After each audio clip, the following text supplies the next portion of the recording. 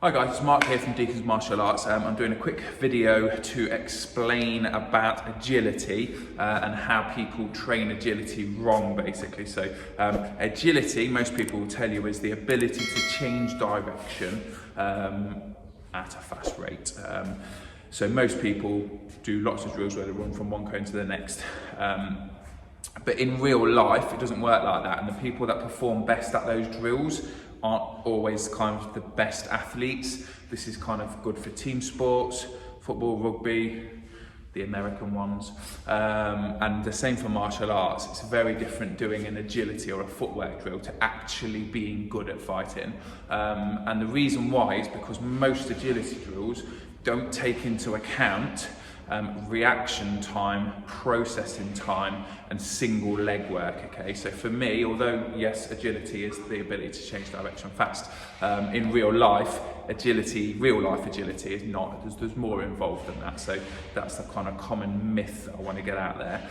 So I'm going to go through 3 of the basic drills we do to try and kind of address these issues. Okay, so the first one is going to be agility under kind of an unknown situation, because you don't know what's going to happen, so you've got to show the reactions to it. And then I'm going to do two drills together that are kind of single leg work, so the ability to process the information, make a decision, decide what reaction needs to be made, and then that single leg strength to turn offline are the things I feel like people kind of miss out of their agility training. So I'm going to steal Livy in for a quick overview of these drills, and then we're going to do them separately for kind of 5, like each one I'll do for like maybe 5 minutes or so, just so you can follow along at home as like a basic example. But for now, quick overview. So the first one I do, let me just nudge this down. Look at that for positioning. You can see all the cones and the top of Livy's head. I may just need to kneel down slightly to get on camera. So, as you can see here, there is a blue cone, a green cone, a red cone, and a yellow cone, and she's in the middle.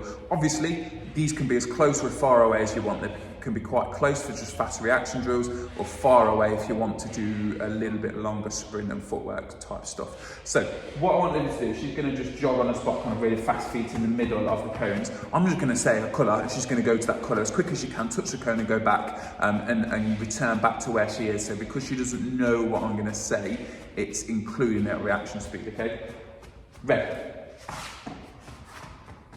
yellow, that was slow. Red, blue, blue, green.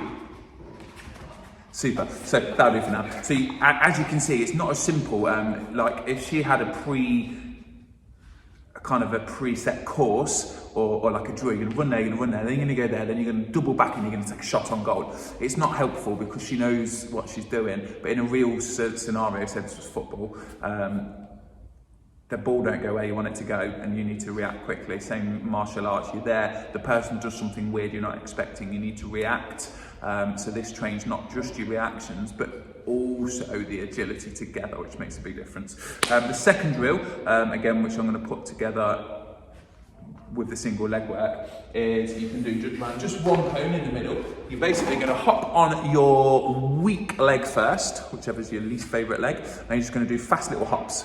And what you're going to do, not yet, just do fast little hops. And what you're going to do first of all is you're going to go clockwise around your cone, doing lots and lots of fast little hops, not big ones, fast little ones, but you're going to be about 1 metre away from your cone. So she's going to do a big circle like that. And that's her first time round, and then 4 times round, and each time she's going to get closer and closer and closer and closer, so that she ends up kind of doing the last one like this, and lots and lots and lots of little hops. That'll do, kids. Once she's done one clockwise, she's going to switch legs and do another one clockwise. Then she'll switch legs again and do an anti-clockwise, and she'll switch legs again and do an anti-clockwise. So you're going 4 times round, getting closer, closer, closer. Next leg, switch to the original leg again, and then go anti-clockwise, closer, closer, closer, so on and so forth. And then that way you've got that single leg work, you're hopping, you've got the kind of the core control and the accuracy, and that will help train that up. And the next one is kind of a more powerful, explosive one, which I will show you because I got Livy to do this before and she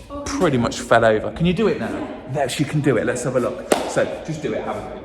There you go, like that. Do a few. That's it, do a few. So what she's doing is she's kind of leaping across with one leg and doing what's known as a curtsy lunge, almost. And what that's doing is it's teaching, cheers, that'll do.